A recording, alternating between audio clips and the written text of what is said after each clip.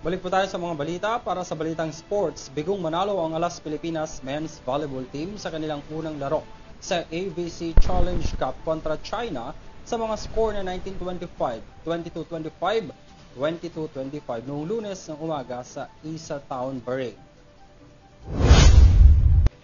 Kulang man ang mga manlalaro ng kanilang best player na si Brian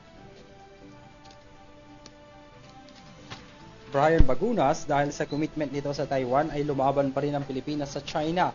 Pinangunahan nina Umandal at Orchales ang Pilipinas na may tig 10 puntos na parehong may 10 of 19 attacking clip, habang si Espejo ay umiscore ng 8 puntos na binuo sa 6 na kills at 2 block. Ani Espejo, tumatayo bilang kanilang team captain na ito ay isang mahirap na laro. Alam umano nila na ginawa nila ang kanilang makakaya, pero kulang ito at marami silang pagkakamali. Nagbalik ang setter na si Owa Retamar sa kanyang pambansang koponan.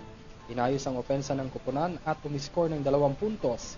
Nagampag naman si Kim Malabunga ng 5 puntos habang nagdebut sa back-to-back UAAP MVP Josh Ibanez bilang panimulang libero para sa Alas. Samantala, lalaban naman ngayong araw ang Alas team kontra Bahrain.